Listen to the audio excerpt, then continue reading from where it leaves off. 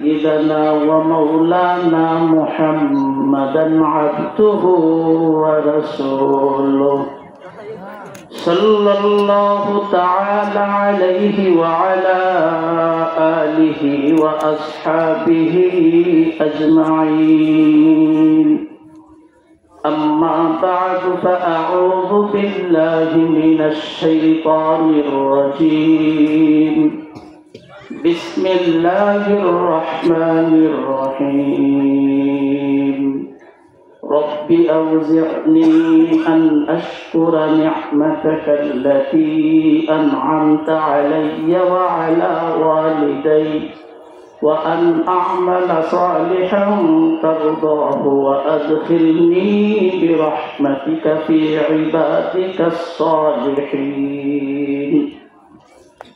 وقال رسول الله صلى الله عليه وسلم كن في الدنيا كأنك غريب أو عابر سبيل أو كما قال النبي عليه الصلاة والسلام. اللهم صل على محمد النبي الأمي وعلى آله وسلم تسليما. الحمد لله. হিজলাহাটি মধ্যপাড়া যুব সমাজের উদ্যোগে আয়োজিত এই মাহফিলের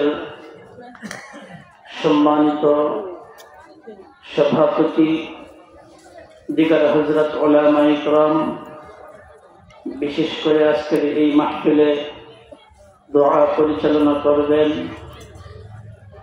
বাংলাদেশের প্রতিষ্ঠাতা প্রতিষ্ঠান জামিয়া রহমানিয়ার সম্মানিত শিক্ষা সচিব উস্তাদুল উলামা আল্লামা মুফতি হেলালুদ্দিন দামাত বরকাতুহুমুল আলিয়া, সামনে উপবিষ্ট দিন প্রিয় ভাইয়েরা, দৃষ্টির আড়ালে মা ও বোনেরা, রব্বে করিমের দরবারে লাখ কোটি শুকর যে মহান মালিক তার রহম করমের চাদরে আবৃত করে আমাদেরকে একটি ভ্রাম্যমান জান্নাতি বাগানে কিছু সময় সরফ করার তৌফিক ইনায়াত করেছেন। সেই মহিয়ান গরিয়ান মাহবুব সুবহানের দরবারে শুকরিয়ার শির অবনত করে হৃদয়ের সবটুকু ভালোবাসা উজাড় করে কালিমাতুশ শুকর পড়ছি আলহামদুলিল্লাহ। সম্মানিত উপস্থিতি, আজকের এই মাহফিল শ্রোতা যেমনই হোক একটু ব্যতিক্রম ধর্মী। যেহেতু আমি এবং আমরা সবাই আপনাদের এলাকার দীর্ঘদিনের খাদেম বা ইমাম, একে অপরকে আমরা যথেষ্ট পরিমাণ চিনি জানি। আমাদের একটি পরিভাষা আছে, গরকা মুরগি ডালকা বরাবর। অনেক সময় কাছে হওয়ার কারণে মানুষের মধ্যে এই ধারণা হওয়াটা স্বাভাবিক। বাস্তব বারেবার শুনি, একটু অপরিচিত হলে, কিছুটা দূরের হলে ব্যতিক্রম ধর্মী একটা আকর্ষণ সৃষ্টি হয়। কাছাকাছি হওয়ার কারণে সেটা হবে না, এটাই স্বাভাবিক।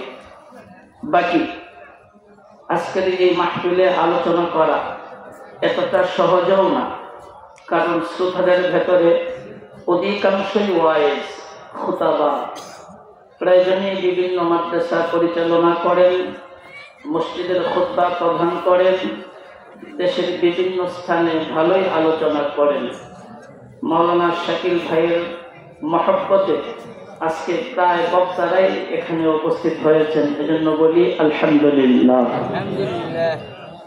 সংখ্যা বেশি হওয়া, সংখ্যা কম হওয়া এটা তো মূল মাকসাদ না, বরং আল্লাহ পাকের কাছে মাকবুল হওয়াটাই সবথেকে বড় কথা। আমি আমার জীবনে সবথেকে বেশি আলোচনা করলাম, আলোচনা আল্লাহ পাকের দরবারে কবুল হলো না, এই আলোচনা তো তেমন ফল হবে না। অনেক সময় আলোচনা শুনলাম, আল্লাহ কবুল করলেন না, এটাও তো তেমন লাভজনক হবে না। যতটুকুই হোক আমার বলা আপনার শোনা সবটুকুই যেন আল্লাহ পাকের জন্য হয়, আল্লাহ তাআলা যেন কবুল করে নেন। এজন্য সকলেই আমরা একটু জমে বসি।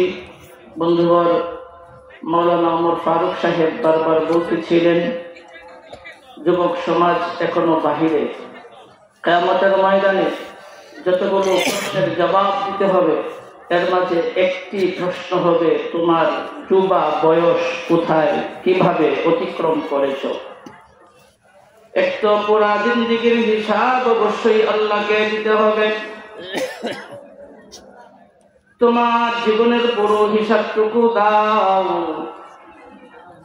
আবার প্রশ্ন হবে, শুধুমাত্র তোমার যুবক বয়সটুকু কিভাবে অতিক্রম করেছ, এর হিসাব আল্লাহর দরবারে দাও। যুবক দুনিয়ার জমিনের মাঝেই তো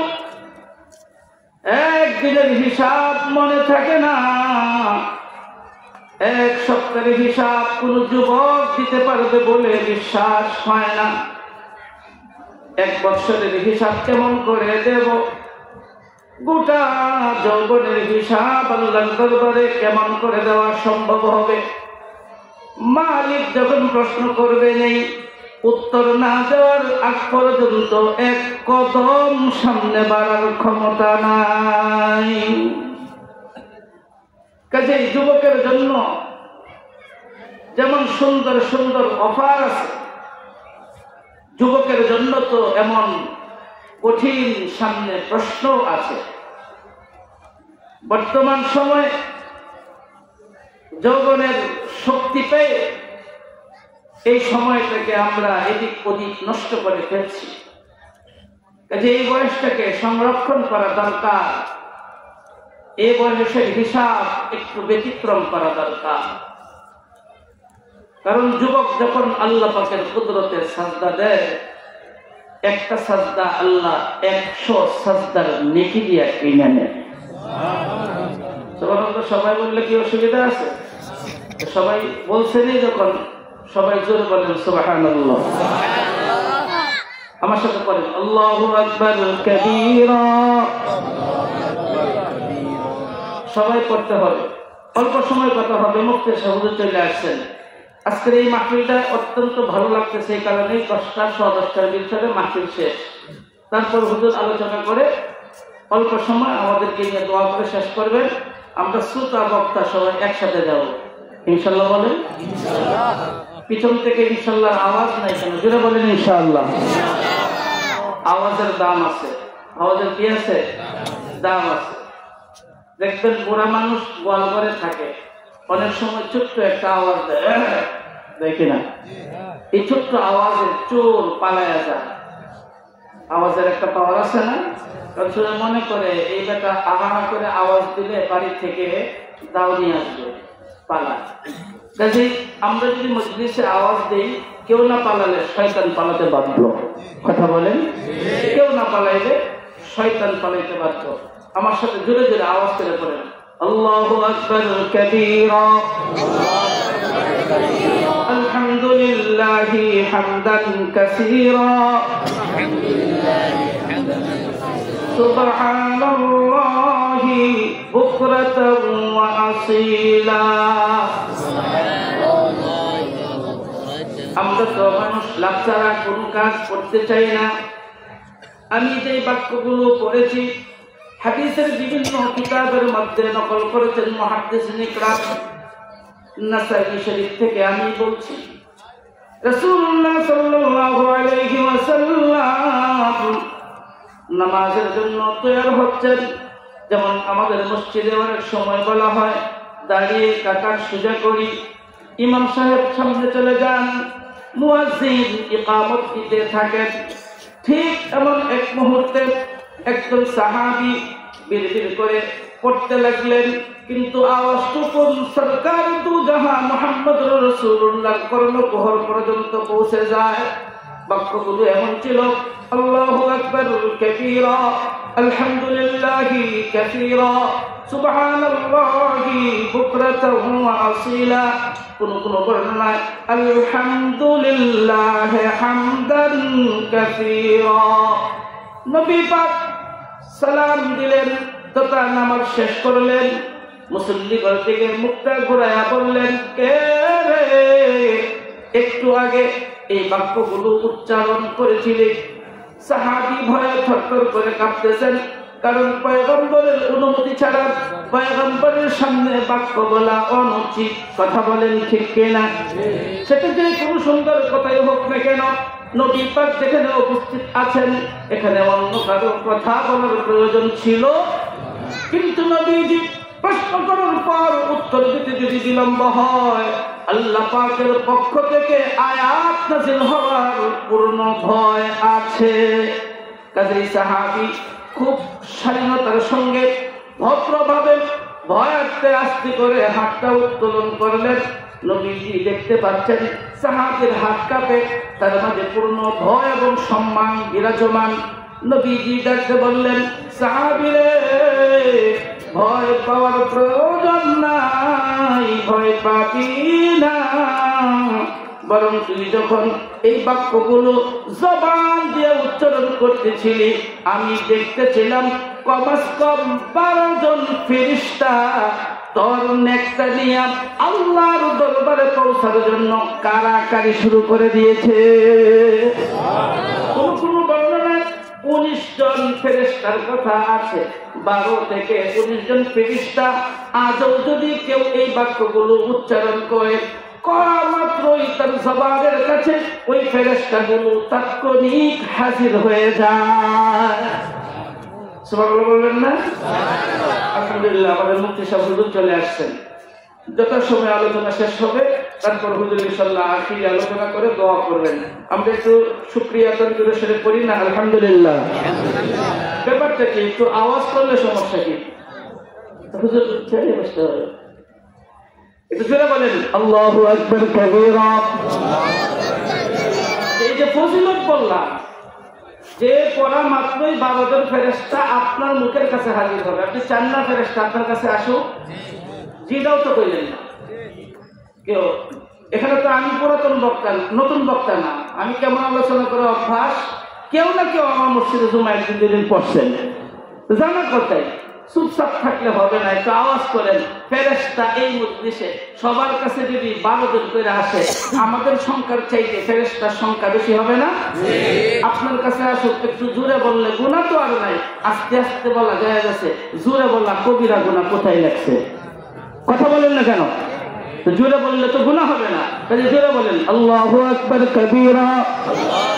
আরো জোরে, আমার আওয়াজের চাইতে আপনার আওয়াজ উঁচু হবে। আল্লাহু আকবার কাবীরা, আলহামদুলিল্লাহি কাসীরা, সুবহানাল্লাহি বুকরাতাও ওয়া আসীলা। নেকি নেওয়ার জন্য, আপনার নেকিটুকু নেওয়ার জন্য আল্লাহর পক্ষ থেকে কমাস কম 12 জন ফেরেশতা হাজির হয়ে গেছে। এজন্য কিছু তাসবিহাত জুড়ে সুরে পড়লে সমস্যা তো নাই। তো আলহামদুলিল্লাহ, আমরা কিছু নিয়ামত পেয়েছি, হযরত উলামা ইকরাম পাইছি। উলামা ইকরামদের চেহারার দিকে তাকাইলে সগীরা গুনাহ মাফ হয়। জোরে বলেন সুবহানাল্লাহ। আর সুবহানাল্লাহ বললে কত লাভ আছে, এর একটা লাভ বলি, কারণ লাভ ছাড়া আপনারা কথা বলবেন। সুবহানাল্লাহ অর্থ হলো আল্লাহ পাক। বলেন সুবহানাল্লাহ অর্থ কি? জোরে বলতে হবে, সুবহানাল্লাহ অর্থ কি? আল্লাহ পাক। বান্দা যখন বারবার বলে আল্লাহ পাক, আল্লাহ পাক, আল্লাহ পাক, আল্লাহ পাক, বাংলায় না, কথাটা বলতে হবে আরবিতে। সুবহানাল্লাহ, সুবহানাল্লাহ, সুবহানাল্লাহ। আল্লাহ তাআলা ডাকতে বলেন, ফেরেশতারা রে সাক্ষী থাক, যে গোলাম আমারে বারবার বলে আমি আল্লাহ পবিত্র, আমি আল্লাহ পবিত্র, আমার ওই বান্দার মুখটা গুনাহ থেকে পবিত্র বানায়া দিলাম। মালিকের নাম একটু জুড়ে সুরে নিলে সমস্যা আছে? বরং কেমনে নেব? নামে চো পর জবানম মেরাওয়াদ, নামে চো পর জবানম মেরাওয়াদ, হর বনমো আজাসল জুয়ে শাওয়াত। মালিকের নাম একটু জোরে শুনে নেব, নেওয়া যাবে তো ইনশাআল্লাহ? যেহেতু আল্লাহ তাআলা সুযোগ করে দিয়েছেন, বয়স আছে, পাইছি, এজন্য আল্লাহ তাআলার শুকরিয়া আদায় করা এটা তো আমাদের জিম্মাদারি। হ্যাঁ, কত সুন্দর করে শুকরিয়া আদায় করার জন্য নবীরা পর্যন্ত আল্লাহ পাকের কাছে দরখাস্ত করছেন। আপনারা অবশ্যই সাইয়্যিদুনা সুলাইমান আলাইহিস সালাতু ওয়াস সালামের নাম শুনছেন, শুনেন নাই? উনি কত কিছু পেয়েছিলেন। এক তো হলো বাদশাহী পাইছেন, নবুয়ত পাইছেন, বাবাও তার পয়গম্বর ছিলেন, তিনি সাহেবে জাবুর ছিলেন। অনেক কিছু পাওয়ার পর একদিন আল্লাহ তাআলাকে ডাক দিলেন, রব্বি আউজি'নি আন আশকুরা নি'মাতাকাল্লাতী আন'আমতা আলাইয়া। ইয়া রাব্বাল আলামিন, তুমি আমাকে অনেক কিছু দিয়েছো, আমি তোমার শুকরিয়া আদায় করেছি। আল্লাহ, তুমি আমারে আরো কিছু বিষয় দাও। সুলাইমান, তুমি কি কি বিষয় আমার কাছে চাও? এক নম্বর তিনি আবদার করলেন, আউজি'নি আন আশকুরা নি'মাতাকাল্লাতী আন'আমতা আলাইয়া। আল্লাহ, তুমি আমাদের যেই সব নিয়ামত দিয়েছো, এই নিয়ামতগুলোর শুকরিয়া যেন আমি আদায় করতে পারি, তৌফিক দাও। আল্লাহ তাআলা জবাব দিয়ে দিলেন, যা সুলাইমান, তোমাকে দেয়া নিয়ামতগুলোর শুকরিয়া তুমি আদায় করতে পারবা, এই সক্ষমতা আমি আল্লাহ তোমারে দিয়ে দিলাম। তাফসীরের কিতাবে পরিষ্কার করে আরো লিখছেন, যেন আল্লাহ তাআলা এটাই বলে দিলেন, ও সুলাইমান, তোমারে আমি যত নিয়ামত দিয়েছি সবগুলোর শুকরিয়া তুমি আদায় করতে পেরেছো। জোরে বলি আল্লাহু আকবার। আমাদেরকে আল্লাহ কিছু দিয়েছেন কিনা? অনেকেই বলেন এই পাই নাই, সেই পাই নাই। আমি আপনাদের সবার কাছে আজকে একটু জিজ্ঞেস করতে চাই, আমাদের এই হিজলহাটি বড়ইচুটি গ্রামের কোন ছেলে বা মেয়ে অসুস্থ হয়েছে কিনা? কথাও তো পায় না। আজকের এই দিনে কোন ছেলে বা মেয়ে অসুস্থ হয়েছে কিনা? 2-4-5 হাজার টাকা গেছে কিনা? তোমার তো 1 টাকাও যায় নাই, বরং আল্লাহ তাআলা তোমারে তার রহমত দিয়া ওই খরচ থেকে বাঁচাইয়া দিছেন। ইচ্ছে করলে মালিক তোমারে এখন হাসপাতালে পাঠাইয়া 50,000 টাকা লাগাইতে পারতেন। এই যে 1 টাকাও লাগে নাই, এটা তোমার বাহাদুরি না, বরং আল্লাহ পাকের দয়া। পাই নাই আর পাই নাই বলো কি? তোমার আল্লাহ প্রতিনিয়ত যা দিচ্ছেন তোমার দেখার সুযোগ নাই। তুমি অন্ধের মতো চলছো, কেমন জানি দেখেও না দেখার বান করছো, কেমন জানি ঘুমায় রইছো, তুমি যেন দেখতে পাও না। এই যে শরীরের মাঝে রক্ত চলাচল একটু উল্টা পাল্টা হয়ে গেলেই তো হাসপাতালে দৌড় দেওয়া লাগবে। কথা বলেন ঠিক কিনা? আল্লাহ তাআলা লাখো কোটি নিয়ামত দিয়া তোমারে আমারে সুস্থ রাখছেন। এই সুস্থতার শুকরিয়া আদায় করার দরকার মনে হয় নাই? আছে না নাই? লা তুসআলুন্না ইয়াওমাইদিন আনিন নাঈম। আমি যদি একটু সাহস নিয়ে বলি, এইভাবে তরজমা করতে হয়, কিয়ামতের ময়দানে কান ধইরা জিজ্ঞেস করবে, বল তুই আমার নিয়ামত কি কি পেয়েছিলি, আর নিয়ামত পাইয়া কি কি করেছিলি। আল্লাহ তাআলা অর্থ সম্পদ দিয়েছেন, কামাই রুজির ক্ষমতা দিয়েছেন, এই নিয়ামতের শুকরিয়া আদায় না করে বড় বড় মোবাইল নিয়ে সারা দিন সময়, সারা রাত সময় অপচয় করছি। কথা বলেন ঠিক কিনা? নিয়ামতের শুকরিয়া নাই। আল্লাহ তাআলা হঠাৎ করে পরিকল্পনা মোতাবেক এলাকার মাঝে উন্নয়ন করে দিলেন, সুন্দর ব্যবস্থা করে দিলেন। কাজ কাম না করলেও এখন মোটামুটি সুন্দর চলা যায় এলাকার মানুষের জন্য বলছি। কিন্তু আমাদের ছেলে মেয়েগুলা এই উন্নত অর্থ সম্পদের মালিক হইয়া নিয়ামতের শুকরিয়া আদায়ের কোনো চিন্তা ভাবনা নাই, শুধু সময়কে জয়া আর জয়া করছে। কথা বলেন ঠিক কিনা? আমরাও যারা বহিরাগত আছি আমাদের সময়ের হিসাব আল্লাহর কাছে দিতে হবে কিনা জোরে বলেন। নিয়ামত তো অনেক পাইছি, নিয়ামতের শুকরিয়া আদায় করতে হয় এটা যেন ভুলে গেছি। অথচ একজন নবী তিনি যাকে বলেন আউজিনি আন আশকুরা নি'মাতাকাল্লাতী আন'আমতা আলাইয়া, আল্লাহ তুমি আমারে যেই নিয়ামত দিছো এই নিয়ামতের শুকরিয়া যেন আদায় করতে পারি তৌফিক দাও। কয়ে দিলাম, আরেকটা চাই। কয়ে কি চাও? কয়ে আমার আব্বা আম্মার নিয়ামতের শুকরিয়া যেন আদায় করতে পারি তৌফিক দিয়া দাও। আব্বা আম্মার নিয়ামতের শুকরিয়া বলতে অনেকগুলো ব্যাখ্যা আছে, তার মাঝে আমি একটা করছি। এটা আপনাদের একটু কষ্টদায়ক হতে পারে, খারাপ লাগতে পারে, তাও শোনা দরকার। অনেকেই মা বাবার উপর চড়ে কথা বলে, কি দিয়েছো তুমি, তোমার থেকে কি পেয়েছি, কোনটা না দিলে রাগারাগি কথা বলে না। ভালো মানের মোটরসাইকেল কিনে না দিলে রাগারাগি। একটা মাত্র সন্তান, বাবা আছেন মা আছেন, সন্তান মাত্র একটা, মা বাবা মৃত্যুবরণ করার পর টোটাল জমিদারি তার। এরপরেও মা বাপ থেকে আলাদা হয়ে রান্না বান্না করে খায়। এইরকম ভদ্র সন্তানেরও কিন্তু দেশে অভাব। কার রান্না করার জন্য আলাদা হইছো, কার রান্না করার জন্য তুমি আলাদা হয়ে গেছো? সন্তানেই একটা, ছেলেও আর নাই মেয়েও আর নাই। এই ছেলে মা থেকে আলাদা, বাবা থেকে আলাদা, এইরকম সন্তান কালিয়া করে আছে না? আপনাদের কালিয়া করে না থাকলেও আমার ময়মনসিংহে মেলা আছে। আমি জিজ্ঞেস করতে চাই, তুমি পাইলা কি আর ছাড়লা কি? মা বাপকে এক মুঠ ভাত দিতে হবে, এই জন্য তুমি আলাদা হয়ে গেছো। তোমার দেয় নাই কি? মানলাম একটা সন্তানকে এক ডিসিম সম্পদ দেয় নাই, একটা হুন্ডা কিনেও দেয় নাই, একটা মোটরসাইকেল কিনেও দেয় নাই। তুমি যে মানুষ, তুমি যে মানুষ, এই পরিচয়টা দেওয়ার ক্ষমতা আল্লাহ তোমার মা বাবার মাধ্যমে দিয়েছেন। পৃথিবীর জমিনের মধ্যে দাঁড়ায়া বলতে পারো আমি অবৈধ সন্তান না, আমি আব্দুল করিমের ছেলে, কথা বলেন। পৃথিবীর জমিনে তুমি দাঁড়ায়া বলতে পারো আমি আব্দুল সাত্তারের নাতি। তোমার বাবার জন্যই তোমার এই চেহারাটা মানুষের সামনে দেখাইতে পারো।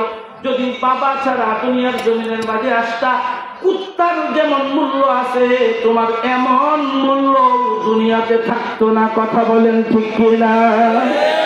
একটা কুকুর তো পরিচয় দিতে পারে, ওই যে কুকুর যায় ওর মা বাবা নিয়ে কেউ কোনোদিন প্রশ্ন উত্থাপন করে না। তুমি বাবা ছাড়া অন্য কোন লাইনে দুনিয়াতে আসলে একটু চিন্তা করে দেখো তোমার পরিচয় দেওয়ার কোন জায়গা ছিল কিনা। আর কি চাও? মা বাবা তোমারে এই পৃথিবীর জমিনে দাঁড়াবার নিয়ামতটা দিয়েছেন, কথা বলেন ঠিক কিনা? এই দেয় নাই সেই দেয় নাই, কত অভিযোগ থাকতে পারে, মা বাবার ভুল থাকতে পারে, সংশোধনেরও পথ কোরআন সুন্নাহয় আছে, তুমি খুঁজে পাইবা না, ওলা আমাদের পাশে আসলেই সমাধান হয়ে যাবে। এজন্যই তো সুলাইমান আলাইহিস সালাম বলেন, আল্লাহ আমার নিয়ামতের শুকরিয়া আদায়ের শক্তি তুমি দিয়েছো, আমি খুশি। আরেকটা দাও, কয় কি? আমার মা বাবারে তুমি যে দিয়েছো তার শুকরিয়া আদায় করার তৌফিক দাও। আল্লাহ বলে দিলেন, সুলাইমান যাও, এইটাও দিয়ে দিলাম। এখন মা বাবার ঘরে হয়েছি, এই নিয়ামত হোক আর অন্যান্য নিয়ামত হোক, সবগুলোর শুকরিয়া আদায় করার ক্ষমতা তার দিয়ে দিলেন। সুলাইমান আলাইহিস সালাম বলেন, আল্লাহ আমি আরো একটা চাই। কয়টা হচ্ছে? কয়টা? এক নাম্বার, আমার যে নিয়ামত দিলা, আমার মা বাবারে যে নিয়ামত দিলা, এইগুলোর শুকরিয়া আদায় করার তৌফিক দাও। এবার 3 নাম্বার আরেকটা চাই বলছে, কয় কি? কয় আল্লাহ আমি যত আমল করব সবগুলো আমল তুমি কবুল করবা, এই আশ্বস্ত করো। অর্থাৎ তুমি আমার এই কথা বইলা দাও সুলাইমান, জিন্দেগি ভর তুমি যত আমল করবা সব আমল আমি কবুল করব, আমি তোমার আমলের উপর সন্তুষ্ট থাকব, এই কথাটুকু তুমি বইলা দাও। আল্লাহ তাআলা নবীর দরখাস্তকে ফেরত দেন নাই, বরং বলে দিলেন, যাও সুলাইমান তোমার 3 নাম্বার দরখাস্ত আমি কবুল করলাম, তুমি যত আমল করবা সবগুলো আমি নেক আমল হিসাবে কবুল করে নেব। 4 নাম্বার, তিনি আবার আরেকটা দরখাস্ত করে বসলেন, আল্লাহ আমি আরো একটা চাই। আল্লাহ তাআলা ডাক দিলেন, সুলাইমান তুমি আবার আর কি চাও? কয় আল্লাহ তোমার নেককার বান্দাদের লিস্টে আছে না নাই? তোমার নেককার বান্দাদের লিস্টে আছে। আমি সুলাইমানের নামটা নবী হওয়ার পরেও ওই নেককার বান্দাদের লিস্টের মাঝে আমার নাম টুকুন লেখা দাও। এক নম্বর কি ছিল? আমার উপরে যে নিয়ামত তুমি দিয়েছো, নিয়ামতগুলোর শুকরিয়া আদায়ের ক্ষমতা দাও। 2 নম্বর, আমার মা বাবার শুকরিয়া আদায়ের তৌফিক দাও। 3 নম্বর, আমি যত আমল করব তুমি কবুল করে দেবা। 4 নম্বর, তুমি আমাকে নেককার বান্দাদের লিস্টের মাঝে নাম তুইলা দাও। সুলাইমান নবী আলাইহিস সালাম আল্লাহ পাকের কাছে দরখাস্ত করলেন, আমাদেরও একটু এখানে চিন্তা ভাবনা করা দরকার। এখন আমাদেরও তো সুরে সুর মিলানো দরকার, আল্লাহকে বলা দরকার, আল্লাহ মানুষ বানাইছো, মুসলমান বানাইছো, ইমানদার বানাইছো, তুমি এই নিয়ামতগুলোর শুকরিয়া আদায় করার তৌফিক দাও। বলা দরকার আছে না নাই? শুকরিয়া তো আদায় এমনি করি। আল্লাহ তাআলা আমাদেরকে মানুষ বানাইছেন, সপ্তাহে একদিন মাত্র মসজিদে যাই, সারা সপ্তাহের খবর নাই। কেউ কেউ তো সপ্তাহে একদিনও যায় না, বরং বছরে 2 বার যায়। কেউ কেউ মানুষ মরলে মাঝে মধ্যে যায়। এটা কেমন ধরনের নিয়ামতের শুকরিয়া? এটা কেমন ধরনের ইবাদত বন্দেগী? ভাই, কথাগুলো একটু করা লাগতে পারে, বিশ্বাস করেন আর মাইনা নেন।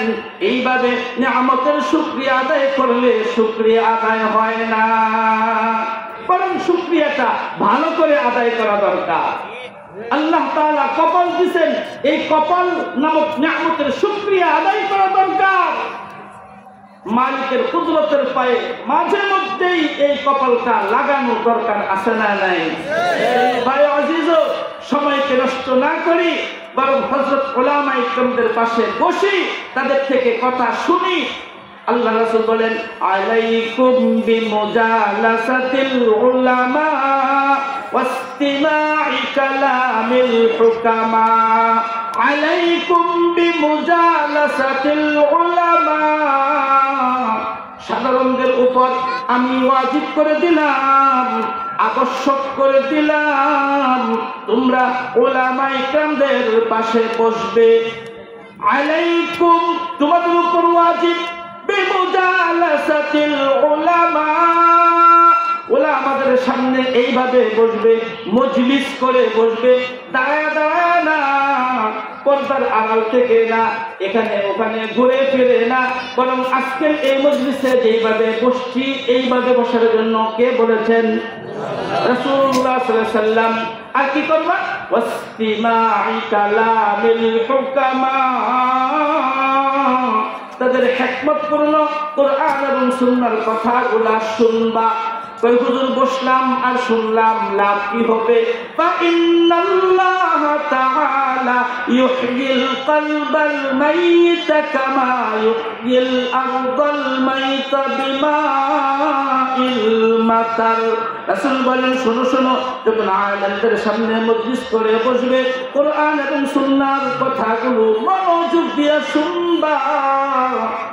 শুকনা জমিনে আসমান থেকে পানি পড়লে ওই শুকনা জমিনের মধ্যে যেমন তরু তাজা ঘাস উৎপন্ন হয়, মরা অন্তরগুলা লইয়া যখন আলেমদের সামনে বসবা, খতিব সাহেবের সামনে বসবা, মুফতি হেলালউদ্দিন সাহেব হুজুরের সামনে বসবা, মাওলানা সালাউদ্দিন সাহেবের সামনে বসবা, মাওলানা উমর ফারুক সহ অন্যান্য আলেমদের সামনে বসবা, আল্লাহর নবীর ফতোয়া অনুযায়ী কসম করে বলতে পারি, গুনাহ করে করে, মোবাইল চেপে চেপে, সুদ ঘুষ খেয়ে খেয়ে যে অন্তরগুলো মেরে ফেলছো, ওই অন্তরগুলো আমলের জন্য তরু তাজা হয়ে যাবে। আলেমদের সামনে পয়সা মনোযোগ দিয়ে কথা শুনতে হবে। কি যুগ দিয়ে শুনতে হবে বলেন? বলেন, এ সুকুনাত গুশে কিলবায়াত শানুত, গুশে গুলিয়ে জান্নাতার রতিহিতে সুদ, গুশে গুলবা জুমলা আইওয়ান হামদামাস, গুশে দিল মখসুস নসল আদমাস। মনোযোগ দিয়ে কথাগুলো শুনো। আলেমদের সামনে যায় বলবা, নিজেরে খালি কইরা বলবা আমি অনেক পণ্ডিত, আমি অনেক জানি, এই ধরনের ভাব থেকে মুক্ত হয়ে বসবা। আলেমরা যা বলবেন এটা আমার পাথেয়, এটা আমার সম্বল, এটা আমার পুঁজি, এইরকম করে যখন বসবা আল্লাহ তাআলা হেদায়েতের নূর তোমার ভেতরে ঢুকাইয়া দিবেন। ভাই আজিজ, যেহেতু আগেই বলা হয়েছে আজকের মাহফিল খুব একটা লম্বা চড়া হবে না, অল্প সময় কথা হবে। এই অল্প সময়ের ভিতরেই আমাদের কিছু পুঁজি করে নেওয়া চাই। শুরুতে একটা কালেমা পড়ছিলাম, মনে আছে? কি জানি হুজুর তো বলতেই পারবে, আপনারা বলেন আল্লাহু আকবার কাবীরা, সুবহানাল্লাহ, আলহামদুলিল্লাহ কাসীরা, সুবহানাল্লাহি বুকরাতাম ওয়া আসীলা। এটা মাঝে মধ্যে পড়বো, পড়তে পারবেন ইনশাআল্লাহ? আর মাঝে মধ্যে পড়বো লা হাওলা ওয়ালা কুওয়াতা ইল্লা বিল্লাহ, লা হাওলা ওয়ালা কুওয়াতা ইল্লা বিল্লাহ। এটা পড়লে কি হবে? পড়লে কি হবে? দৈনিক 100 বার পড়ো, দৈনিক 100 বার পড়ো, আল্লাহ তাআলা তোমাকে অভাব থেকে মুক্ত দিয়ে দিবেন। যত প্রকার অভাব আছে অভাব থেকে মুক্তি দেবে। এখন আজকে 100 বার করবেন, কালকে অভাব থেকে মুক্তি। বিষয়টা কি এমন? না না, এমন না। আপনি পড়তে থাকবেন, পড়তে থাকবেন, মালিকের কাছে যেই দিন দয়া লেগে যাবে, যেদিন কবুল হয়ে যাবে, সেই দিন থেকে অভাব দূর হয়ে যাবে। এই জন্য মাঝে মধ্যে প্রতিদিন কমাস কম 100 বার পড়া। কি করা বলেন? লা হাওলা ওয়ালা কুওয়াতা ইল্লা বিল্লাহ, এটুকু করলেই হবে। লা হাওলা ওয়ালা কুওয়াতা ইল্লা বিল্লাহ।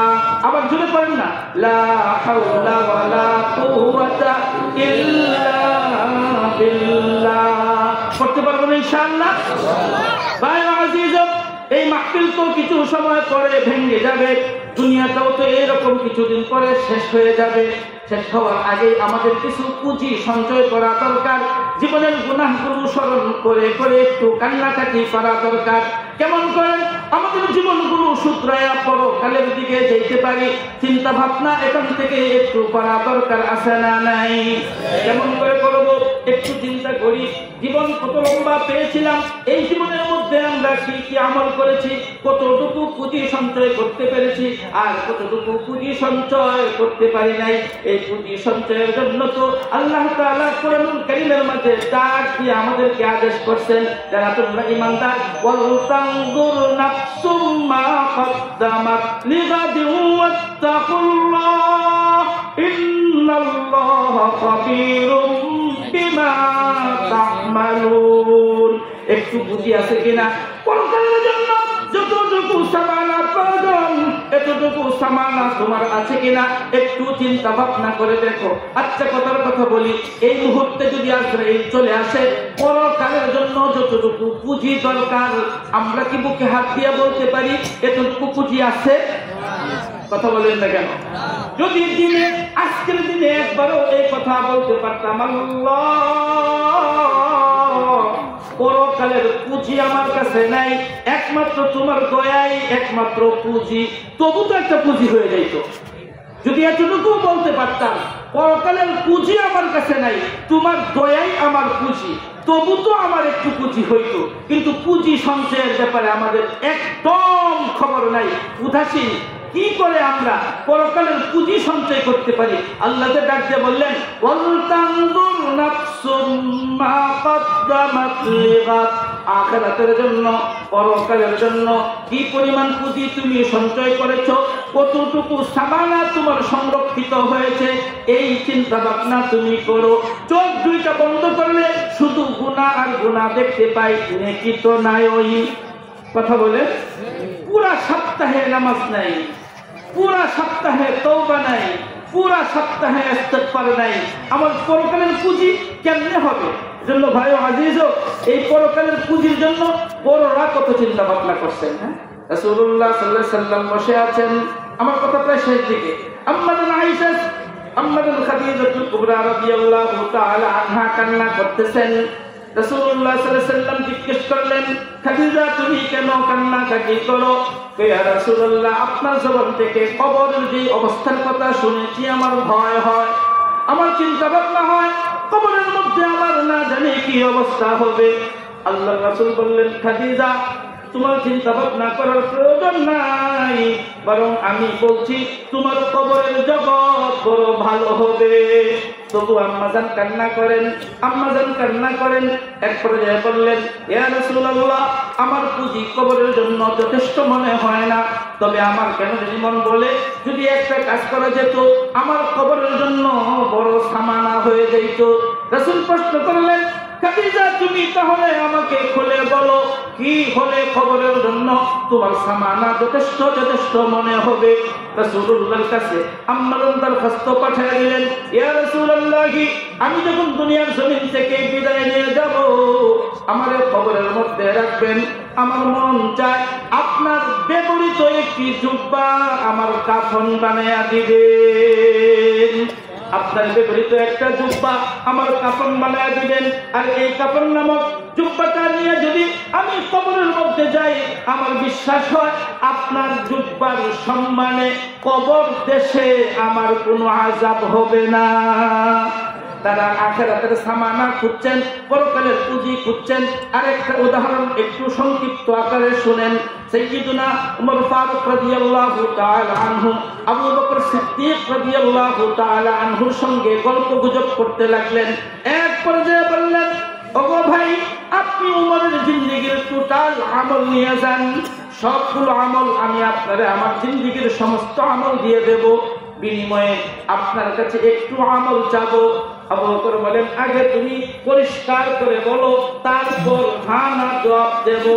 এবার উমর আবার স্পষ্ট করে বললেন, আমি উমরের জিন্দেগীতে যত আমল করেছি সবগুলো আপনাদের দিয়ে দেই, বিনিময়ে হিজরতের রাতের যে কোনো এক রাতের আমল আমারে দিয়া দেন। কথাটা কি বুঝতে পারছেন? হিজরতের রাত কিন্তু একটা না, বরং এটা তো আমরা জানি গুহার ভিতরে তিনি 3 রাত 3 দিন ছিলেন। তার মানে দিনটা হিজরতের রাত। মক্কা থেকে মসজিদে নববী পর্যন্ত পৌঁছাইতে কমাস কম সর্বনিম্ন বিভিন্ন বর্ণনা দ্বারা 13 দিন সময় লাগছে, কোন বর্ণনায় 15 দিন পর্যন্ত সময় লাগছে। এই 13 দিন 13 রাত সবটাই হলো হিজরতের রাত। কেউ মনে করে ভাই একটু আগে আসেন, একটু সামনে আগে আসেন, পিছনে লোক ভরে গেছে।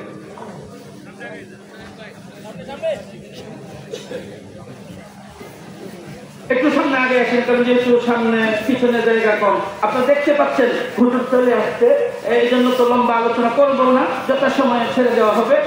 এই সুযোগে আবার ওইটা পিছন দিক থেকে বাড়িতে যাওয়া শুরু করেন না। যাই হোক, আলহামদুলিল্লাহ, যে কথা বলতেছিলাম, সাইয়্যিদুনা উমর ফারুক কি গাছ লাগাইলেন?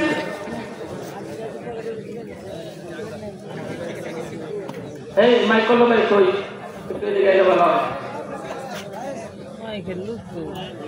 একটু হালকা আওয়াজ কমাও, না হলে যে কি ডিস্টার্ব করে, সামান্য, বেশি না। তো যাই হোক, আলহামদুলিল্লাহ ভাই, আমি তো আপনাদের ইমামই, তাই বলে কি শুক্রবারের ওয়াজ শোনেন না?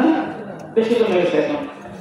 তাহলে সেই হিসাবে তো জুম্মার নামাজ উঠে যেতে পারি না, সামনে 4টা বাজারের দিকে বয়ে থাকি। আজকে যে আমার সুযোগ আছে, আমিও মানে সুযোগ আছে। এরপরে যদি কোরবানি করেন, একটা বয়ান শোনার সব আর একটা কোরবানির সব। কথা কন নাকি? একটা হলো বয়ান শোনার সব আর একটা হলো কোরবানি করার সব। আর এই জায়গায় বসে আপনি বয়ান করলে বুঝতেন, সাইকের মধ্যে যারা বয়ে রয়েছে সবাই ক্ষতি, সবাই আমাদের পড়ানোর মতো যোগ্যতা রাখেন। এদের ভিতরে বয়ান করা এত সহজ না। যাই হোক, আলহামদুলিল্লাহ, তারপরেও হুজুরের মত আছে বিদায় কিছু কথা বলতেছি। হুজুর যখন ইশারা দিবেন তখন এসে ইনশাআল্লাহ বলেন। ইনশাআল্লাহ তো জোরে করেন না, জোরে বলেন ইনশাআল্লাহ। আওয়াজের মধ্যে শক্তি আছে, আওয়াজের মধ্যে কি আছে? শক্তি আছে। এই ব্যাপারে আমরা ভূমিকা নিয়ে আগে বুঝে দিচ্ছি। এই কথাটা শুনেন, দেখেন, আমরা মনে করি কি আমরা মুসলমান, তেমনি চলতেছি, এইভাবে মনে হয় কবরে গেলে আমাদের দিন পার হয়ে যাবে। না না না ভাই, এই কথাটা ভাববেন না। কবরে এইভাবে চলে গেলে উপায় থাকবে না। আরে কবরের মধ্যে তো নদীও আসবেন না, কবরের মাঝে তো ইমাম সাহেবও যাবেন না, কবরের মাঝে তো মুহতামিম সাহেবও আসবেন না, কবরের মাঝে তো মুফতি সাহেবও আসবেন না।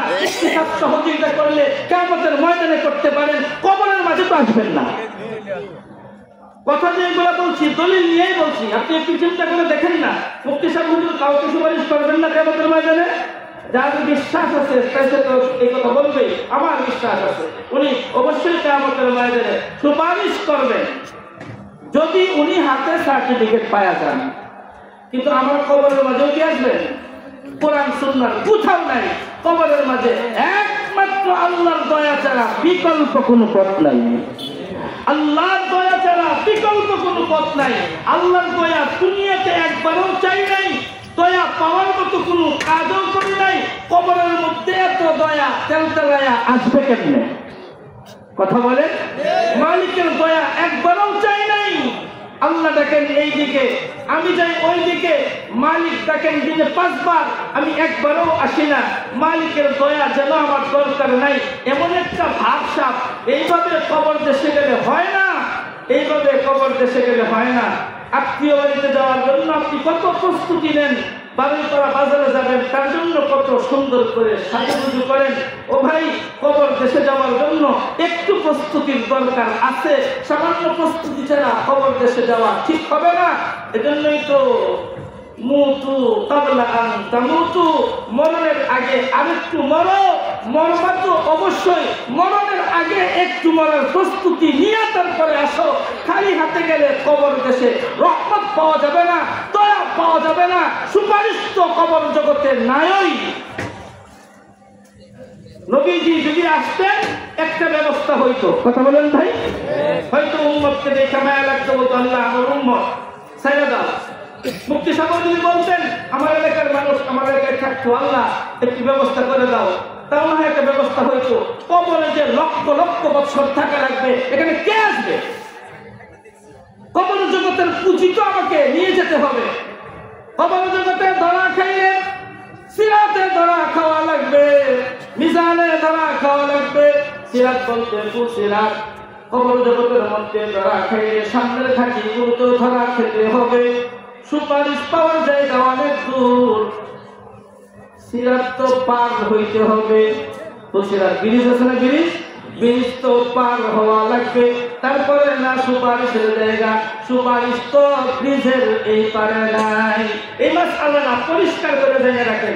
আমি যথেষ্ট জায়গা শুনে বলতেছি, সুপারিশ পাওয়ার জন্য ব্রিজ পানি যাওয়া লাগবে।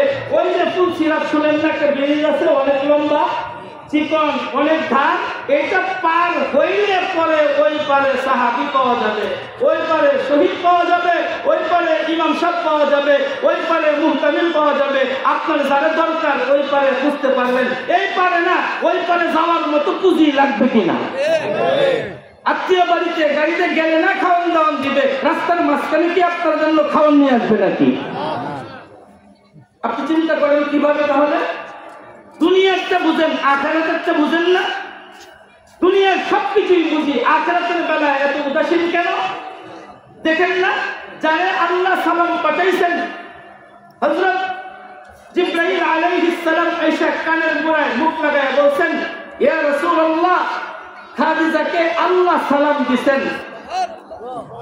রাসূল ডাক দিবেন, খাদিজা এইদিকে আসো, আল্লাহ তাআলা তোমারে সালাম দিবেন। খাদিজা পাল্টা প্রশ্ন করে, ইয়া রাসূলুল্লাহ, আপনার কাছে জানতে চাই আল্লাহ পাকের কুদরতের জবানে আমার মতো খাদিজার নামটা নিছেন কিনা, না শুধু ফেরেশতার মাধ্যমে পাঠিয়ে দিয়েছেন? জিবরাইলকে পাল্টা প্রশ্ন করলেন, খাদিজা জানতে চায় খাদিজাকে সালামটা যে দিয়েছেন এটা আল্লাহ তার কুদরতের জবানে নিছেন কিনা। এবার আবার জবাব দিলেন হ্যাঁ। খাদিজাকেও জানিয়ে দিলেন, খাদিজা চিন্তা করো না, বরং তোমার খুশির সংবাদ, রহমানুর রহিম তার কুদরতি জবানে তোমার নাম নিয়েছেন। তাদের প্রয়োজন ছিল যাদেরকে জান্নাতের সার্টিফিকেট দেওয়া হয়, যাদেরকে নবী পাকের জবানে ঘোষণা দেওয়া হয়, আবু বকর তুমি জান্নাতি। নবী পাকের জবানে ঘোষণা দেওয়া হয়, ওমর তুমি জান্নাতি। নবী একাধিকবার আবু বকর, একাধিকবার ওমর এবং উসমানের জন্য জান্নাতের সংবাদ দিয়েছেন। পাহাড়ের মাঝে অবস্থান করছেন, এমন সময় পাহাড়টা একটু নাড়াচাড়া করছে। আল্লাহর নবী পাহাড়কে সম্বোধন করে বলছেন, পাহাড় করবা না, একটু নাড়াচাড়া করবা না, তোমার মাঝে একজন সিদ্দিক এবং একজন শহীদ আছে। সিদ্দিক বলছে আবু বকর সিদ্দিক, শহীদ বলতে ওমর।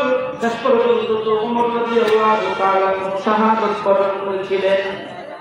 যাদেরকে আল্লাহর নবী বারংবার জান্নাতের সংবাদ দিয়েছেন, তাদের আখিরাতের পুঁজির অভাব। তারা বলে আখিরাতের পুঁজি নাই, আর আমি আপনি প্রস্রাব করে ঠিক মতো পানি লই না, আমার আখিরাতের পুঁজির কোনো খবর নাই। হক কথা বললে ভাই একটু তিতা লাগবে, সবসময় তো মিঠা কথা দিয়ে দিন চলে না। দিনের মধ্যে তিতা মিঠা দুইটাই আছে না নাই? আওয়াজ দিলে ভালো হবে, আছে না নাই? সাইয়্যিদুনা আবু বকর সিদ্দিকের কাছে যখন দরখাস্ত করেছিলেন ওই কথাটা বলছি।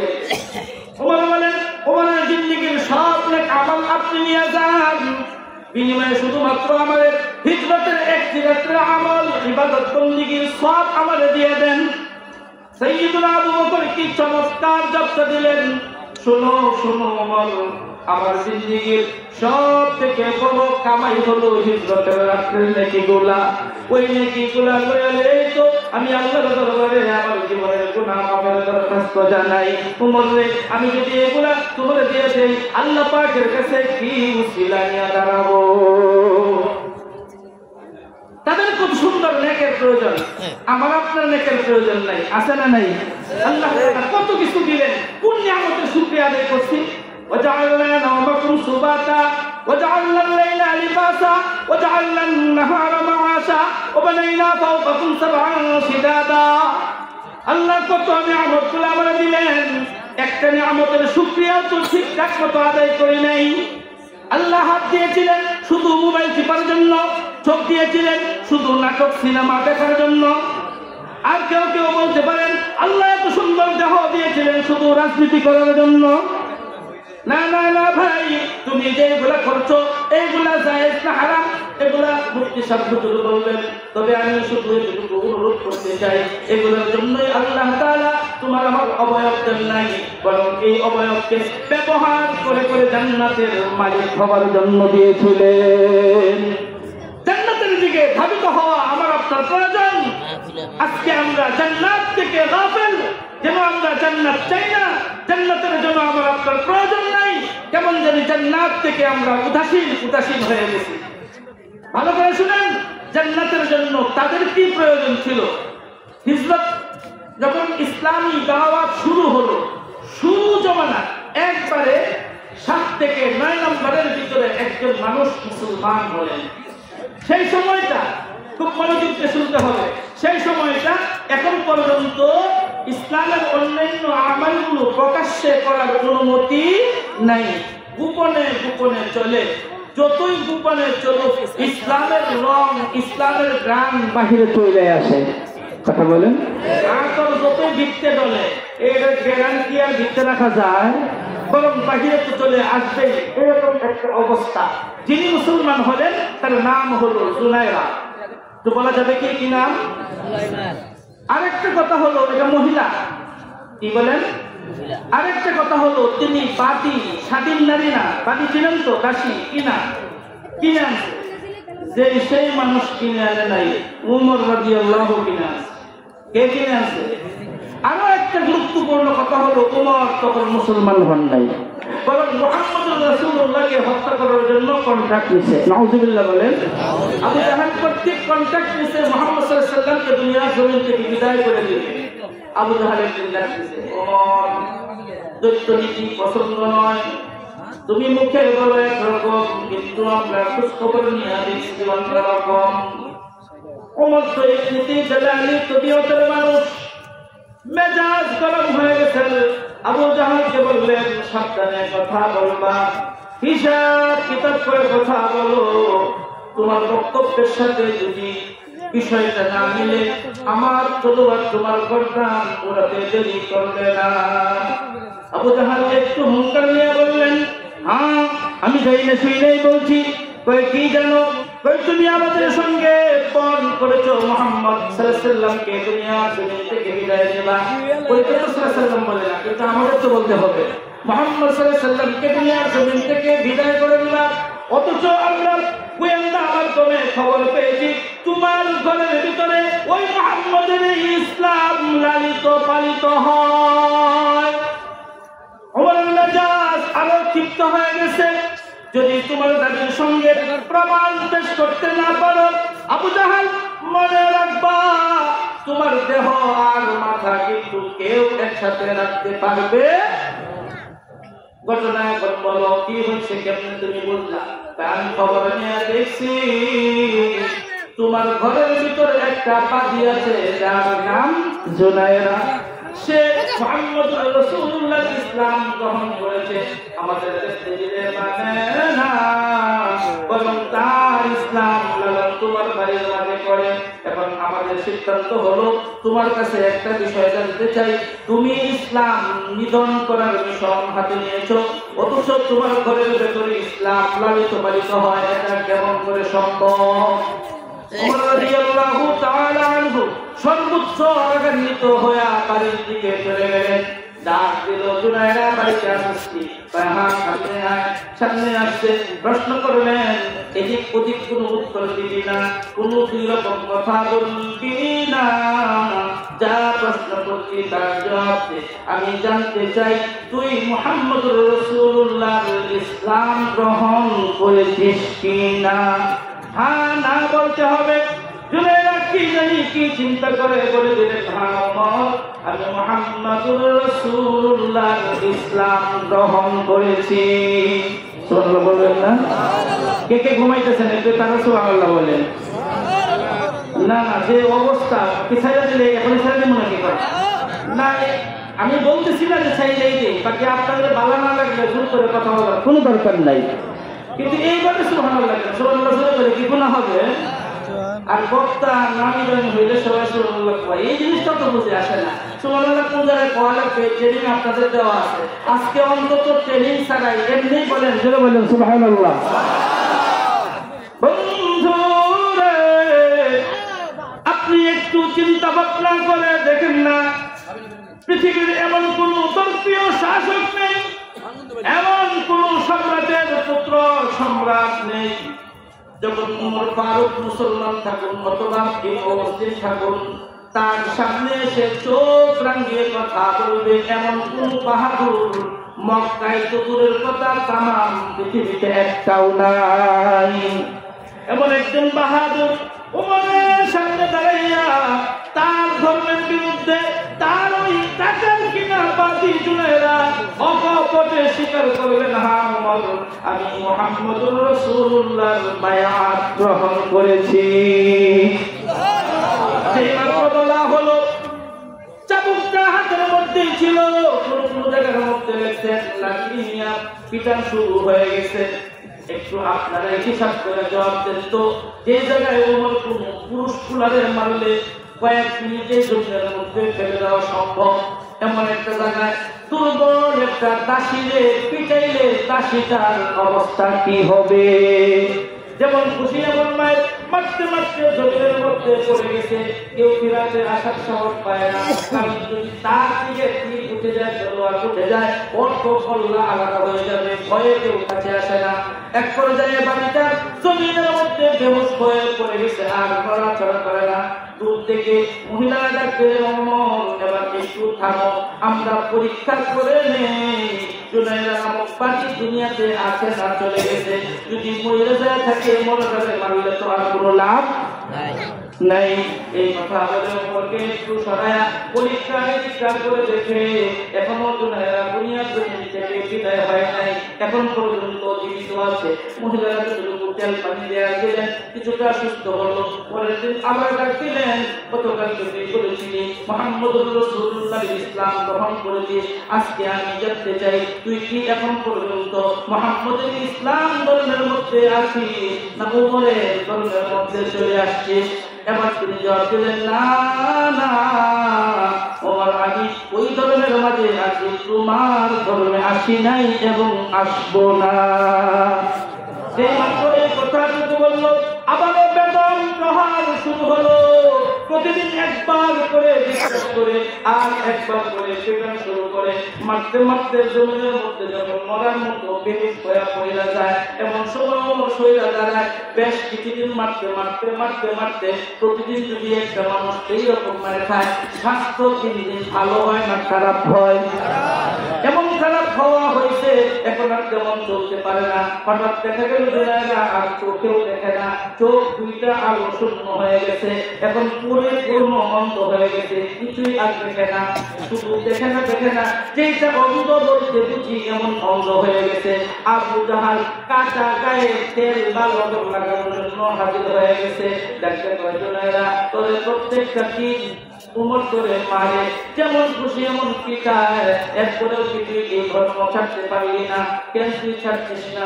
শুন, তুই একবার শুধু আমারে বল, উমরের ধর্মটা আমি মেনে নিলাম, মুহাম্মদের ধর্ম আজকে থেকে আর লালন করবো না, তোর চিকিৎসকের উন্নত চিকিৎসার ব্যবস্থা আমরা করবো, তোর স্বাধীন করার ব্যবস্থা করবো, এলাকার মানুষ বানানোর চেষ্টা করবো, সম্পত্তি কিনে দেওয়া দরকার হলে কিনে দেবো, তোর যত প্রকার নাগরিক সুখ সুবিধার প্রয়োজন আমরা সবগুলো দেব, শুধু একটা বার বলে দে মুহাম্মদকে আজ থেকে তুই ফলো করবি না, মুহাম্মদকে তুই আর মানবি না।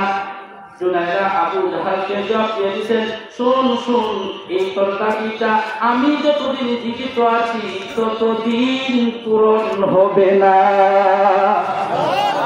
মনটা বড় খারাপ হয়ে গেছে। এবার আবু জাহাল তো খুব বুদ্ধিমান, আপনারা সবাই জানেন, মূলত এর দুনিয়ার জাগতিক বুদ্ধি ছিল অনেক, তর্কে পারবে না, তাই আবার সে বলেছিল, শোনো আমি তো দেখতেছি তুমি আমাদের লাত, উজ্জা, মানাত ইত্যাদি দেবতার সঙ্গে বেয়াদবি করার কারণে আজকে তোমার দুইটা চোখ নষ্ট হয়ে গেছে। তুমি যদি আমাদের এই দেবতাগুলাকে আবার নিজের দেবতা হিসেবে মাইনা নাও, চোখ দুইটা ভালো হয়ে যাবে। না, তোর দেবতা আমার চোখ দেও নাই, দিতে পারবে না, তোর দেবতার এই ক্ষমতা নাই। যুক্তিতর বসে আবু জাহাল বাহিরে যায় এলান করে দিয়েছে, এই যে উপরের বাতি জুনায়রা, এই জায়গায় হলো একটা গুরুত্বপূর্ণ কথা, ভালো করে খেয়াল করেন। এই যে উপরের বাতি জুনায়রা আমাদের দেবতাগুলোর সঙ্গে, আমাদের মূর্তিগুলোর সঙ্গে বেয়াদবি করেছে বিদায় আজকে তার এই করুণ অবস্থা। দেখো মূর্তির সঙ্গে বেয়াদবি করলে কি হয়? জুনায়রার চোখ যেমন চলে যায় এমন অন্ধ হতে হয়। জুনায়রার আওয়াজটা কানের মধ্যে জায়গা বড় দিলে কষ্ট পায় গেছে, এতদিন পর্যন্ত মারছে, মায়ের তো একটা কষ্ট দেহের মাঝে আলাদা আছে, কিন্তু আজকে কেমন জানি অন্তরের মাঝে একটা ব্যতিক্রম ব্যথা বেদনা শুরু হয়ে গেছে। গভীর রজনীতে মালিকের কুদরতের পায়ে সাজদা করে হাতটা সুন্দর করে উঁচু করে আল্লাহকে ডাক দিলেন, রব্বুল আলামিন। আমি যে ঘটনা বলছি আল্লামা ইসলাম চৌধুরী রাহমাতুল্লাহি আলাইহি সিরাতে মুস্তাফা নামক কিতাবের মধ্যে লেখছেন। রেফারেন্সের জন্য দিলাম, কেউ হয়তো ভাবতে পারেন কোন থেকে জানি করতে আছে, কারো সুযোগ থাকলে সিরাতে মুস্তাফা 3 খণ্ড কিনবেন, পড়তে এক সময় পাওয়া যাবেন। বন্ধুরে যখন তিনি হাত উঁচু করলেন, হাত উত্তোলন করে রব্বুল আলামিনকে ডাক দিলেন, আল্লাহ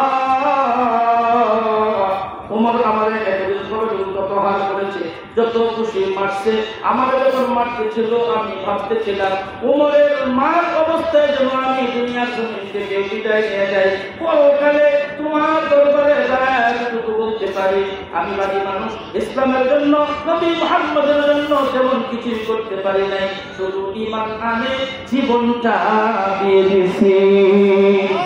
এতটুকু পুঁজি নিয়ে আমি কবরের মাঝে আসতে চেয়েছিলাম, এতটুকু পুঁজি। কি বুঝলেন এই কথাটা? একটু চিন্তা করেন তো কি বলতে চায়। ওই এতটুকু পুঁজি, কি পুঁজি? ইসলামের জন্য কিচ্ছু করতে পারি নাই, শুধু জীবনটা দিয়ে দিছি।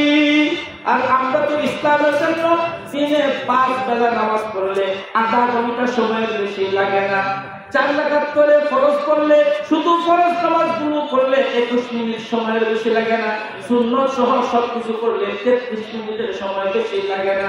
আমাদের হাতে তো আধা ঘন্টা সময় নাই। কথা বলেন, ওয়াজ মাহফিলে 10টার ভিতরে বয়ান শেষ হবে, অনেকের এই ধৈর্যটুকু নাই।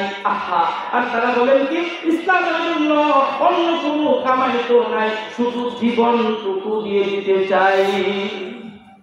খুবাইব ইবনে আদি রাদিয়াল্লাহু তাআলা আনহুকে যখন ধরলো মারতেছে, এমন মারা মারছে, সবথেকে নির্মম ভাবে যাদেরকে হত্যা শহীদ করা হয়েছে তার মাঝে একজন খুবাইব ইবনে আদি রাদিয়াল্লাহু তাআলা আনহু। ওনারা এমন ভাবে মারতেছে, কাটে মারে। তবে আগে 2 রাকাত নামাজ পড়ার সুযোগ পেয়েছিলেন, মক্কার কাফেররা তারা এই সময়টুকু দিয়েছিলেন। একবার প্রশ্ন করছে যে তুমি তোমার পরিবর্তে মুহাম্মদ সাল্লাল্লাহু আলাইহি ওয়াসাল্লামকে চাও, তোমাকে ছেড়ে দিব, মুহাম্মদ যেন এই শাস্তি ভোগ করে। মুহাম্মদ সাল্লাল্লাহু আলাইহি ওয়াসাল্লাম তো এখানে নাই, শুধু তুমি মুখটা একবার বলো, তাই ছেড়ে দেবো। কোনো কথা বলে না। যখন কিনারে দেহটা একটা গান, ওনার এই আস্থা দেহটাকে ধইরা ভাঙিয়ে দিচ্ছে। কাটা এক জিনিস আর ভাঙা আর এক জিনিস। আস্থা দেহটাকে ধইরা ভাঙিয়ে দিচ্ছে। হাত ধরে এরকম কয়েকদিনে ধইরা এরকম মটমট করে ভাঙছে, এরকম শরীরে জায়গায় জায়গায় ভাঙছে। আগে ভাঙছে, পরে কাটছে। কিন্তু কথাটা কি বুঝতে পারতেছেন আপনারা? আস্থা মানুষটাকে কয়েকদিনে ধইরা ভাঙিয়ে দিচ্ছে।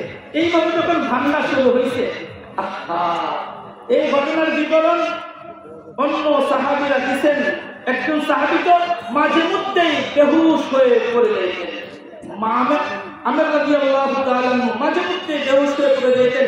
কেউ জিজ্ঞেস করে বলতেন, আমার যখন খুবাইব ইবনে আদিল মৃত্যুর কথা স্মরণ হয়, আমার হুঁশটাকে না আমি এভাবে পড়ে যাই। যখন এরকম ভাঙ্গা শুরু হয়েছে, আরেকবার কাটা শুরু হয়েছে, রক্ত যখন প্রবাহিত হয়, তখন তিনি বলেন, এতক্ষণ আমি কথা বলি নাই, এখন তোমরা শুনো, আমার জীবনের পরিবর্তে মুহাম্মদুর রাসূলুল্লাহর পায়ে একটা কাটা বিঁধুক, এটাও আমি চাই না। এখন কিন্তু আমার শরীর থেকে রক্ত প্রবাহিত হচ্ছে, আমি নিশ্চিত আমি মারা যাব, তাই এখন কথা প্রকাশ করলাম। আরে সাহাবারা তো জীবন দিয়ে দিতেন ইসলামের বিনিময়ে, যে জীবনটা দিয়ে দিলাম আর ইসলামকে সামনে রেখে এতটুকু যেন বলতে পারি কিছু আমল করতে পারি নাই, তুমি যে জীবনটা দিছিলা এই জীবনটা শুধু দিয়ে আসলাম। এই ব্যাপারে যদি কথা বলতে চাই অনেক লম্বা হয়ে যাবে, ছোট্ট একটা কথা হুজুর মাস্টার বলে লেখা যায়। হযরত আলী রাদিয়াল্লাহু তাআলা আনহু আছেন, কথা ভালো করে খেয়াল করেন। হযরত হুসাইন রাদিয়াল্লাহু আছেন, হাসান বড় ভাই, তিনিও আছেন। তো ছোট গোলারে মানুষ বেশি কুলে নেয় না, পুরো গোলারে কুলে নেয়? দেখছো এবার কুলে নেয় না তো কিছু পায়ও না। আপনার ঘরে কোনো ছোট গোলা বড় বানায় নাই, কিন্তু নিচে থেকেই হয়তো ভুলে গেছে। আপনি না ভুলতো, বাবার জন্য জীবিত হোক আর মৃত হোক প্রতিদিন দোয়া করতো। কথা বলেন না, এই জন্য তো কথা বলেন। আপনি একটু উচিত কথা বলবেন।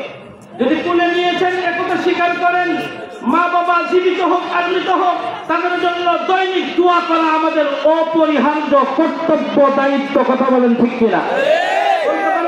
আপনারা করেন কিনা? আমরা তো করি। আপনার 14 গোষ্ঠী, আমার 14 গোষ্ঠী সহ করি। রব্বির হামহুমা কামা রাব্বায়ানি সগীরা, কমস কম দিনে 5 বার বলি। কথা বলেন ঠিক কিনা? মাঝে মধ্যে মিস হয়ে গেলে আপনার বাড়িতে দাওয়াত খেতে যায় একদিন করি, এই জন্য দিনে 5 বার করা হয়। তাও কি ঠিক বেঠিক করবেন না? আপনি আপনার বাবার জন্য দোয়া করেন না কেন? আপনার তো কোলে নিচে অনেক আদর করছে, এটাই তো কথা। আল্লাহ আমার বাবা যেমনি আমার কোলে নিচে আদর করছে, তুমি এমনি আমার বাবারে রহমতের কোলে নিও, এটাই হলো দোয়া। আমার বাবা যেরকম আমার চুমু দিছে, তোমার কুদরতি রহমতি একটা চুম্বন দিও, এটাই তো হলো তার অর্থ। ভাই বলা যাবে না? বলা যাবে না? এটা কি তারা আমাদের কাছে পায় না? প্রাপ্যটা দেই না, প্রাপ্যটা দেই না, এই হলো আমাদের সমস্যা। তো ভাই আজিজ, হযরত আলী রাদিয়াল্লাহু বসা আছেন, কথা মনে আছে নি? হাসান রাদিয়াল্লাহু বসা আছেন, হুসাইন বসা আছেন।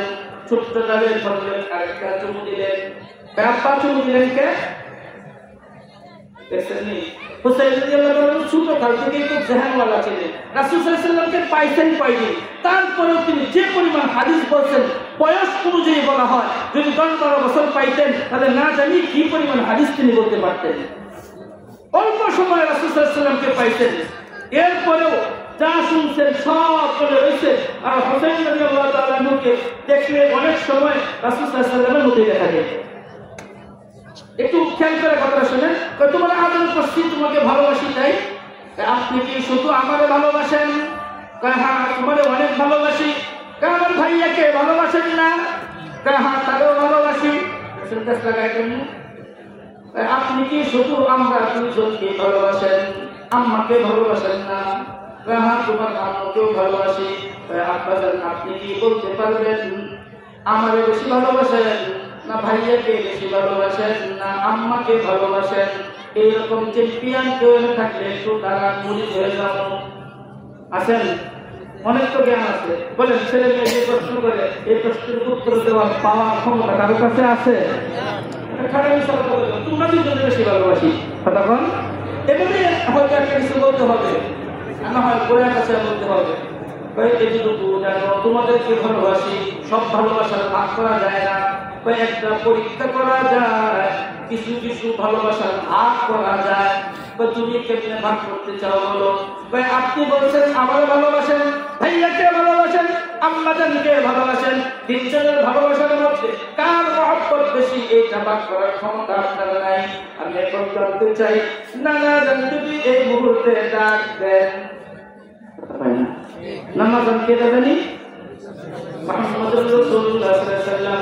তাই নানা জান যদি এই মুহূর্তে ডাক দেন, আলী কইলে যুদ্ধের ময়দানে যাইতে হবে। জানতে চাই ভাইয়া, আমি আর আম্মা এই তিনজনের ভালোবাসার মাঝে নানার ভালোবাসাটা বিজয়ী হয়ে যাবে কিনা? আব্বা জানি একটু চিন্তা করে বলেন। আমি একটু বুঝানোর জন্য বলছি, তারা তো একবারই বলছে।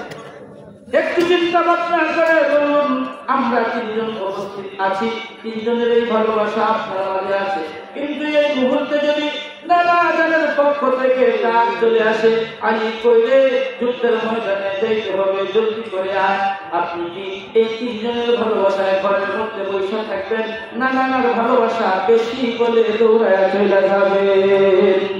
কিতাবের মধ্যে লেখে আলী রাদিয়াল্লাহু তাআলা আনহুর চেহারাটা লাল টকটকা হয়ে গেছে। এমনিতেই তো আগ থেকে তিনি খুব সুন্দর, আরো চেহারাটা লাল হয়ে গেছে। সুন্দর মানুষের চেহারা লাল হয়ে গেলে আনার আনার হয়ে যায়, আর আমার মতো মানুষ রাগ করলে বুঝাই যায় না, আর এটা পাখি ছাড়া দেখা যায় না, এটা কিছু বোঝা যায় না। সুন্দর মানুষ রাগ করলে স্পষ্ট বোঝা যায়। কিতাবের মধ্যে লেখছে আলী রাদিয়াল্লাহু তাআলা এর চেহারাটা রক্তিম বর্ণ হয়ে গেছে, আর হুসাইনকে আছাড় দিয়া ছাইরা দিছে।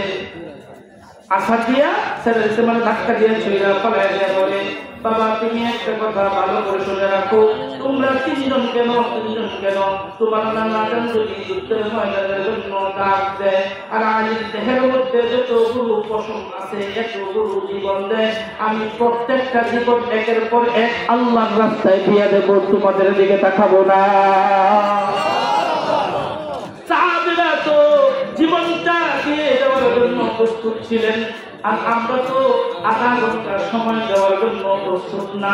এই একটা হিসাব শুধু আপনাদের কাছে বারবার লাগাইতে চাচ্ছি। সাহাবারা জীবন দিয়ে আখিরাত কিনতে চাইতেন, আর আমরা আধা ঘন্টা সময় পর্যন্ত আল্লাহর রাস্তায় দিতে পারি না, এটা আমাদের ব্যর্থতা। জুনাইরা ওই যে কথা বলছিলাম, আল্লাহকে বলতে লাগলেন আল্লাহ। ওমর যখন আমারে কথা মনে আছে না, ওমর যখন আমারে বারবার ব্যথাঘাত করতেছিল, আমি মনে মনে আশা পোষণ করতেছিলাম, মালিক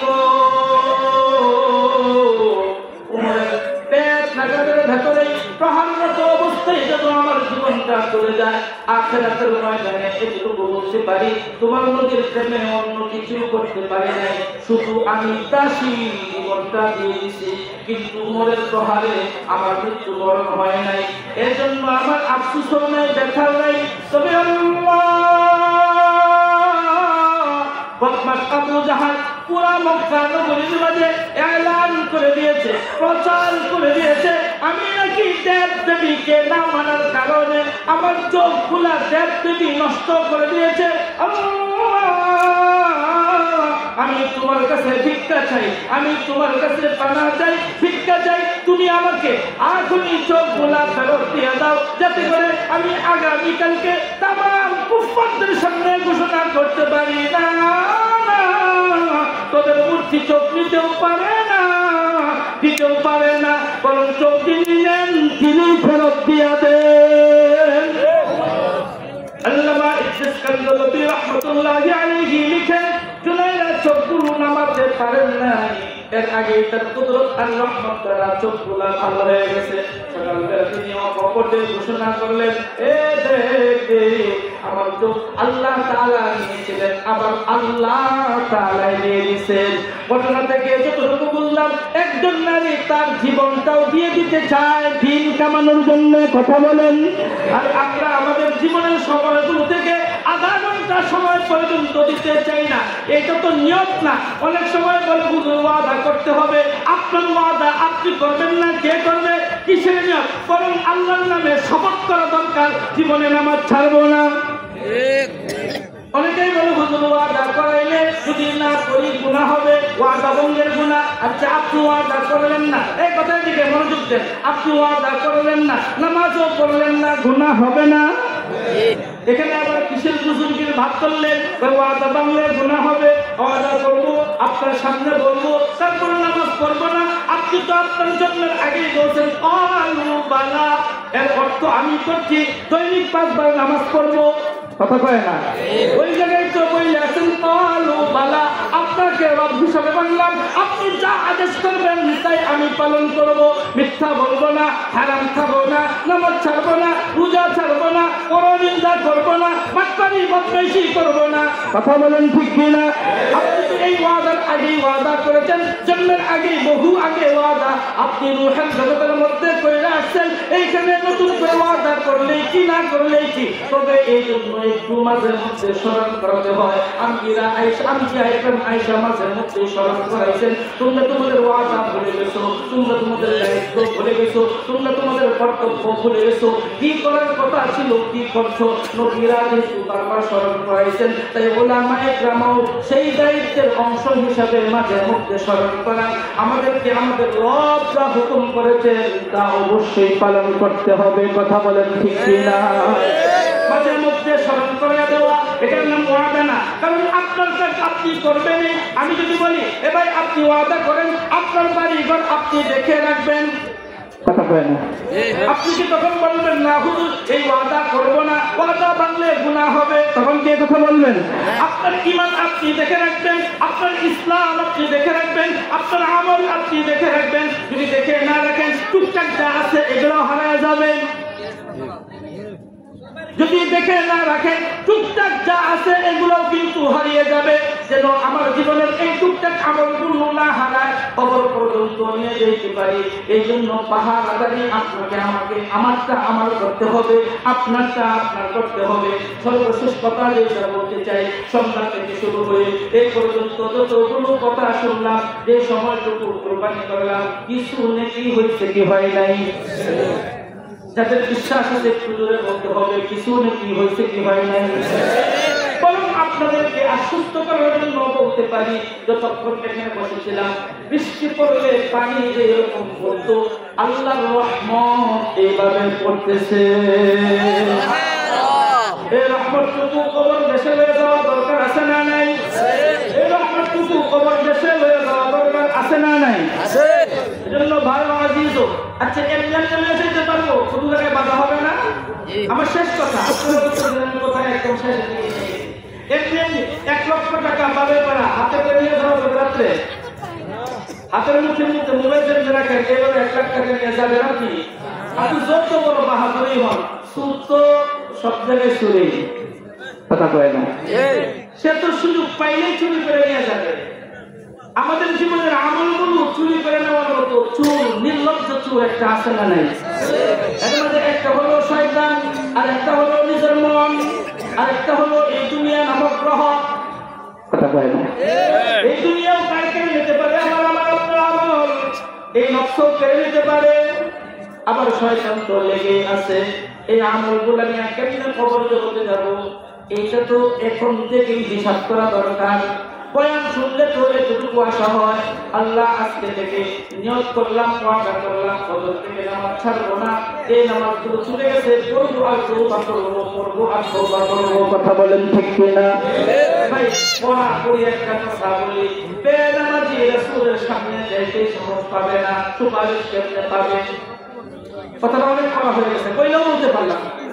কথাটা যে বললাম, বলা হলো যে সমাজে থাকি, সেই সমাজের ভাইয়েরা নামাজ পড়ছেন না, আমরা যদি না বলি বলবে কে বলেন তো দেখি? এখন যদি বলেন হুজুর এগুলো বলতেছেন কেন, আমরা তো ইমামতি করি, আমরা যদি না বলি কে আর বলবে?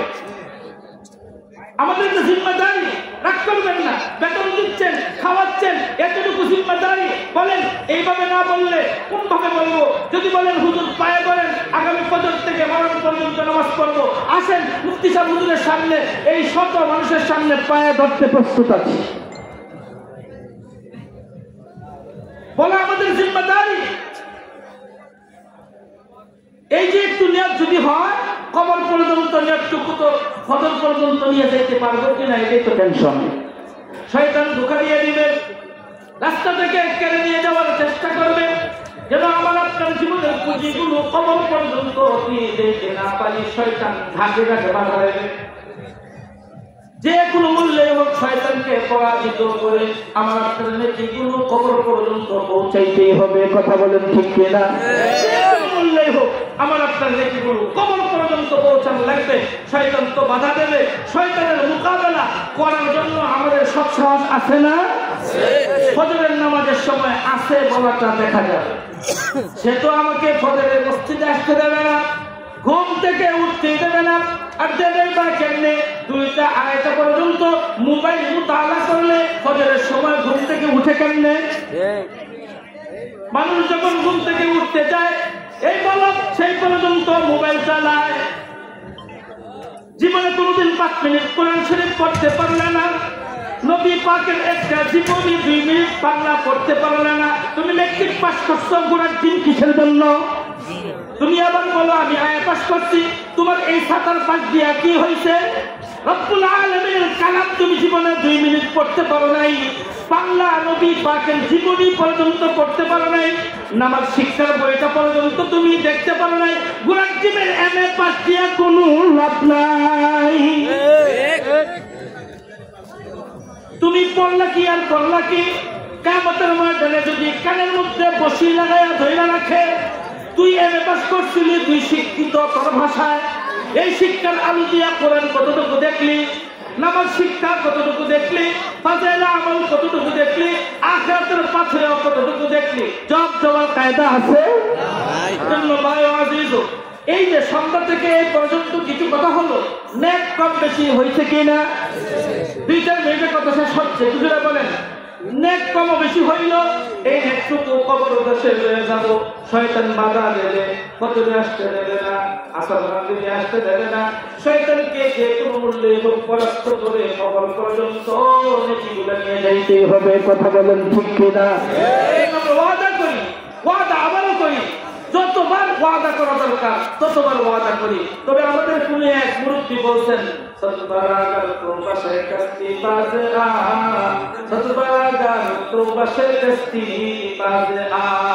বান্দা ওয়াদা ভঙ্গ করছিস না, না ওয়াদা ভঙ্গ করার পর ওইদিকে তোরা যাস না, আমার কাছে আয়, আমার কাছে আয়। তবে তুই তোর ওয়াদা পুরা করবি যেদিন, সেদিন কিন্তু আমার ওয়াদা পূরণ করবো।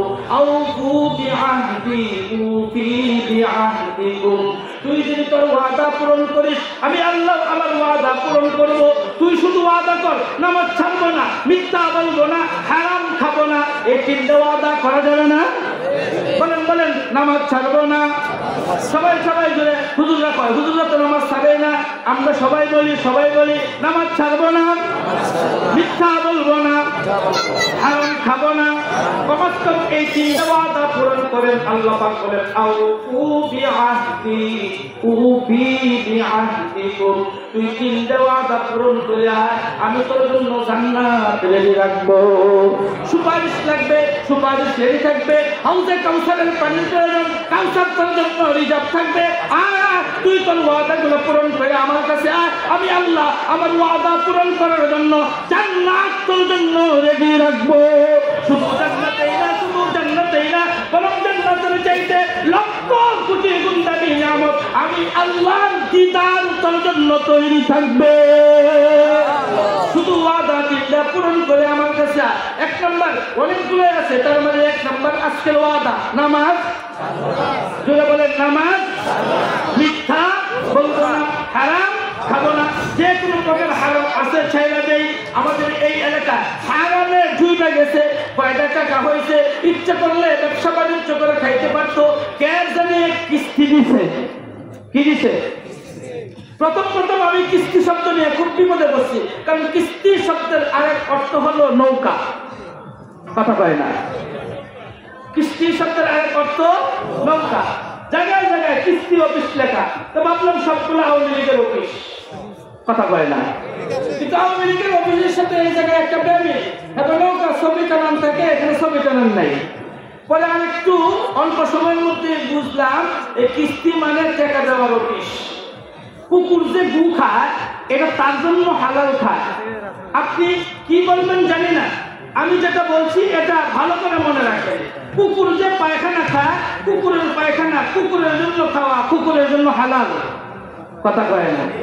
আর যারা কিস্তি দিয়া খান, কিস্তি নিয়ে খান, কুকুরের চাইতেও নিকৃষ্ট খাবার আপনি খান।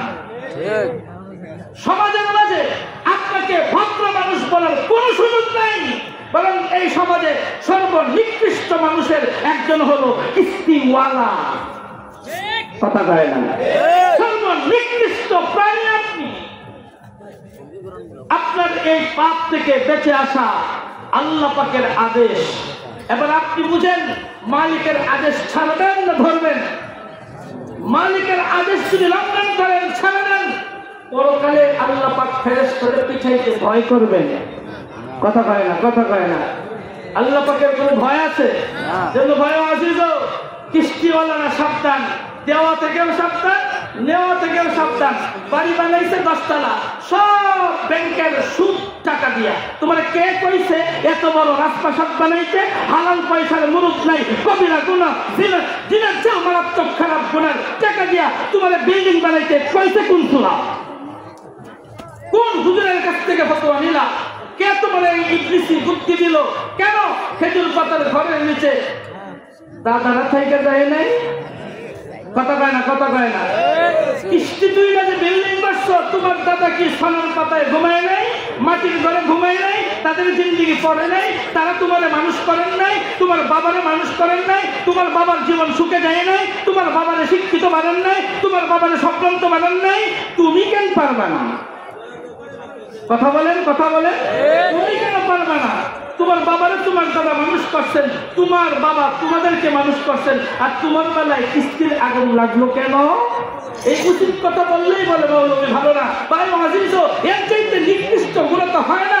আল্লাহর সাথে যুদ্ধ ঘোষণা, আল্লাহর সাথে আদাওয়াতি ঘোষণা, নবী পাকের সুপারিশ থেকে বঞ্চিত, সব জায়গার মাঝে নিকৃষ্ট। সমাজের মানুষ হয়তো মুক্তিতে বলে না, তুমি মনে রাখো কিস্তিওয়ালা পৃথিবীর জমিনে তুমি সবথেকে নিকৃষ্ট একটা প্রাণী। আমি বলি নাই তো বালহুম আযাল।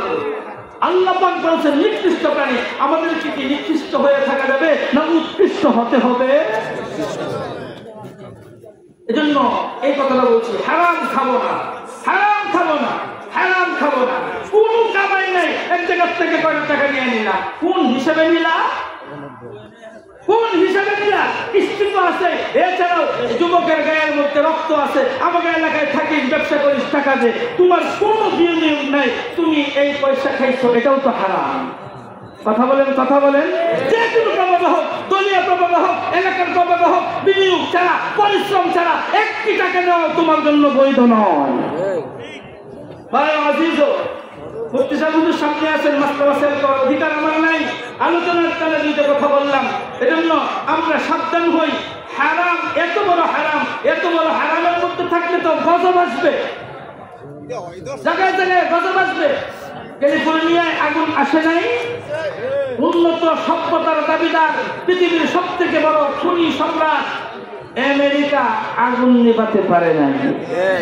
দুনিয়ার মধ্যে সব থেকে বড় সুদের ব্যবসা ওদের, খুনের ব্যবসা ওদের। খুনেরও ব্যবসা আসেনি। আমার কথা শেষ দিকে আর বাড়াইতেছি না। এক দেশে যুদ্ধ লাগায়া খুন করায় আর অস্ত্র ব্যবসা হলো আমেরিকার ধান্দা। কথা লিখে রাখেন, বর্তমান সময়ে পৃথিবীর সব থেকে বড় খুনি সম্রাট হলো আমেরিকা। সুদের ব্যবসায়ী ওরা এমনি এমনি দেয়, এমনি এমনি দেয়। বলতে পারে হলো সুদ লেনদেন ছাড়া দুনিয়া চলবে কেমনে? আল্লাহর কোরআনে সকল ব্যবস্থা আছে, আল্লাহর কোরআনে সকল ব্যবস্থা আছে। যাকাত ভিত্তিক পৃথিবী চলতে পারে, যাকাত ভিত্তিক পৃথিবী চলতে পারে। যাকাত ভিত্তিক আরেকটা অর্থনীতি আছে, এরা অর্থনীতি পড়ছে, এরা সুদেরটাও পড়ছে, যাকাত ভিত্তিকটাও পড়ছে, ওইটা বলে না আর কি। এজন্য ভাই আজিজ, আমার কথা শেষ। এজন্য ভাই আমি তিনটা কথা বললাম। এক নম্বর হলো নামাজ, মিথ্যে, হারাম খাবো না, হারাম থেকে বাঁচি, হারাম থেকে বাঁচি। শরীরের রক্তের ভিতরে যেন হারাম না থাকে, কাপড় চোপড়ে যেন হারাম না থাকে। আল্লাহ তাআলা আমাদের